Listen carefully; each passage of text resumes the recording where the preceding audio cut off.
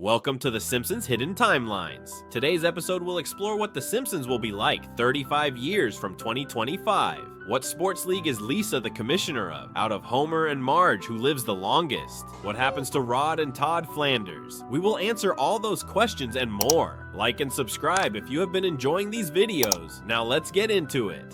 Something about this future version of The Simpsons that just feels off. At first it plays like a joke. Bright colors, fast gags. The world is familiar, almost too familiar, but underneath the laughter there's tension, a strange distance between the people who were once everything to each other. You watch long enough and you realize they're not just older, they're colder. Their conversations feel thinner, their connections feel broken. Which brings us to the real question, the one this episode quietly asks, and the one we're going to answer in this video. What would Bart and Lisa's lives actually look like 35 years in the future? Would they still be close? Still finish each other's sentences? Or would they be nothing more than faded memories? What happens if they stop watching Itchy and Scratchy, the only show they ever truly bonded over? What happens when the thing that made them laugh together disappears? Would they still feel like family, or would that silence grow into something permanent? This episode doesn't just pose those questions, it answers them, and not with speeches or big reveals. It answers them through glances, arguments, missed moments, and things left unsaid. And by the end of this story, you'll understand exactly how Bart and Lisa grew apart, and what might be pulling them back together. But don't go anywhere, because the biggest reveals are still coming. We'll show you exactly what happened to the forgotten characters of Springfield's future. Nelson, Rod, and Todd, Kearney, and the million-dollar question everyone's been asking since this episode aired. What happened to Marge Simpson? Did the writers really kill Marge Simpson off the series? Is Marge Simpson really dead? The big reveal later in this episode. In this Simpsons future, Springfield still looks the same. The Quickie Mart is still on the corner. Moe's still stands, although barely. The Simpsons house hasn't changed much either, but spend more than a few minutes walking around and the weirdness starts to set in. This isn't the town you remember, it's something else now. A warped mirror of what it used to be. Technology has changed, but in the most random ways. In this Simpsons future, the fax machine made a big comeback. And your brother Bart sent you a fax. Funny how technology hasn't moved forward in 35 years. If anything, it's gone backwards. For some bizarre reason, the future brought it back in style. Every business has one. People fax each other to memes. It's both hilarious and disturbing. But the biggest changes are the people. Nelson, once the schoolyard bully, is now a sad echo of Barney Gumble. Okay, Barney doesn't look so bad, all things considered. Oh my God, that's Nelson. Ha ha! My life took a tragic turn. He mumbles to himself, sleeps on benches, and occasionally throws a half-hearted ha-ha before collapsing onto a pile of empty cans. His edge is gone, just a shell now. Rod and Todd Flanders, the once innocent Christian twins, have gone full capitalist. They run a booming real estate empire. Clean suits, fixed smiles, selling suburban nightmares with robotic cheer. It's unsettling, like they're programmed to close deals, not feel emotions. Lenny wanders the streets with an empty gaze. Dementia has taken his memory. Sometimes he mistakes strangers for Carl. Sometimes he talks to thin air, laughing at jokes no one told. Just look like I'm doing. I'm sitting at Moe's having a beer. And then there's Kearney. The former delinquent has settled into the most surprisingly normal future. He owns a sunblind store. He runs it with his two sons, and he's happy, grounded, responsible. Out of all of them, he might be the only one who found peace. This future Springfield isn't tragic because it's broken. It's tragic because it almost works. It tries to be functional, but underneath the tech, the branding, the routines, is sadness, distance, ghosts of what used to be. Everyone grew older, but no one really moved on. I guess this wasn't such a bad place to grow up. Lisa Simpson did everything she said she would. She broke every barrier. She proved everyone wrong. She became the youngest commissioner in NBA history, which is now the only women's league, and the men's league is now called the MNBA in this Simpsons future timeline. You're the youngest commissioner in the history of the Women's Professional Basketball League, which is now called the NBA. To the outside world, Lisa is thriving. The prodigy turned powerhouse. The brainiac turned leader. People quote her, celebrate her, follow her, but behind her polished delivery and public brilliance, something is missing. Lisa doesn't live in Springfield anymore. She doesn't visit, she doesn't call. The only sign she still cares is a monthly transfer of money, enough to pay for Homer's stay in a retirement home, a quiet gesture of responsibility. But Bart never puts Homer in that home. He takes the money, keeps Homer in the old Simpson house. He never tells Lisa, and she never asks. To her, she's doing the right thing, providing support from a distance, keeping her emotional life neat and manageable. But the truth is, Lisa has let go. Maybe because it was too painful to hold on. Maybe because she believes she's already given enough. Bart Simpson is, by every traditional metric, a failure. He didn't move out, he didn't grow up, he didn't chase anything. He's still in the same house he grew up in. Same backyard, same living room, same basement, filled with dusty junk from 1,000 unfinished projects. But what looks like stagnation from the outside is something much more complex on the inside. Because Bart didn't just stay behind, he stayed behind for them. For Homer, for the old gang, for the people everyone else forgot. He and Milhouse share the house now. Two aging best friends, still glued together like they were in elementary school. They eat garbage food, argue about nonsense, and somehow manage to take care of 4 chaotic aging men who act.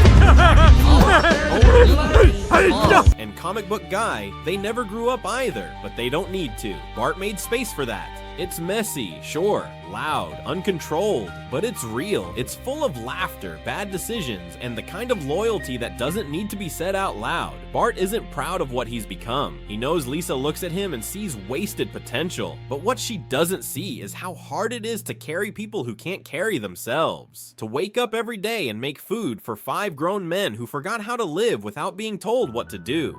He never asked Lisa for help. He never wanted it. When she started sending money, he figured, why not? Keep Homer home. Keep the guys together. Make it feel like something still matters. So when Lisa calls SPS, Senior Protective Services, and Homer is taken away, something in Bart snaps. Not rage, not bitterness. Something quieter, something more painful. Because for all his faults, Bart was there when no one else was. When it wasn't easy. When it was boring, stressful, loud, stupid. He showed up day after day. He watched over Homer. He laughed at Carl's stories, fixed comic book guy's broken recliner, and made space for Lenny's confusion. He wasn't a son, he was a caretaker, a brother, a friend, and he never asked for anything in return. But here's the thing about Bart. He might not have titles or money or fame, but he has heart. And when that heart is threatened, when the people he loves are taken away, that's when the real Bart Simpson shows up. Not the troublemaker, not the underachiever, the fighter.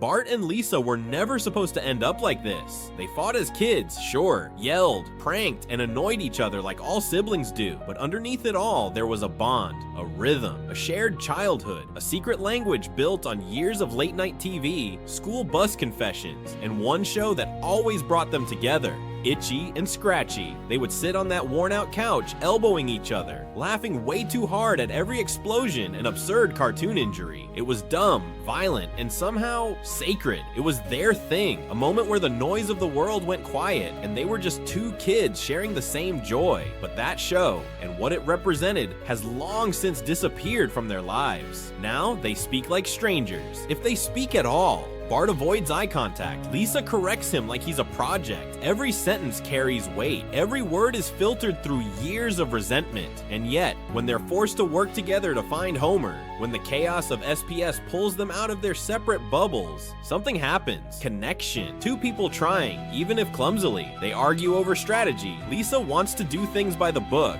track SPS records, file complaints. Bart wants to just find Homer wherever he is, break in if he has to, and take him back. Lisa rolls her eyes. Bart scoffs. But underneath it all, something flickers. That childhood bond never really left. It just went dormant, buried under years of silence and unspoken pain. The journey to get Homer back isn't just about saving their dad. It's about rediscovering each other. Not the perfect versions they imagined, but the flawed, tired older siblings who still somehow care. And maybe that's the saddest part of all. They both missed each other. They just never said it out loud. All this time, there's been one question hanging in the background. One absence that feels louder than any line of dialogue. Where is Marge? In this Simpsons Future timeline, she has passed away. Yes, Homer Simpson lasted longer than Marge. Marge passed before Homer, if you can believe it.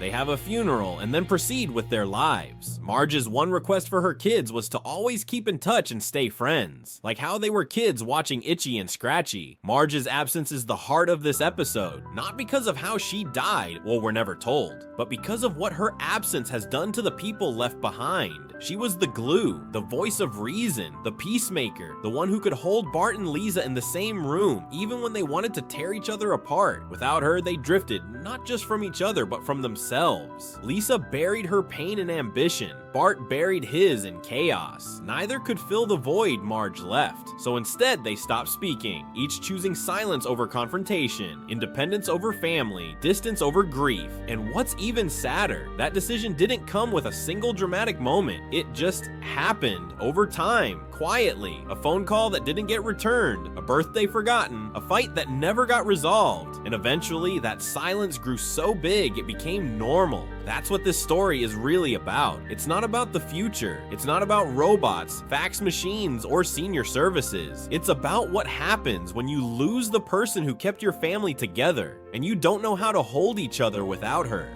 By the end, Bart and Lisa manage to find Homer. They argue, fumble, and bicker the entire way, but they get him back, not because they suddenly became close again, but because somewhere deep down, the love Marge gave them still lives inside both of them, even now, even after everything. Her memory doesn't need a flashback. It's in every moment Bart fought for his chaotic little household. It's in every dollar Lisa sent, even when she couldn't bring herself to come home. It's in every itchy and scratchy episode they grew up watching together. Marge never had to be in the episode to be the center of it, because the real loss isn't her death, it's what her absence allowed to happen. So if there's a message buried in this story, one beyond the laughs, the satire, the strange future tech, it's this: call your sibling, fix the silence, don't wait for it to be too late, and remember, keep watching the skies, and The Simpsons Hidden Timelines.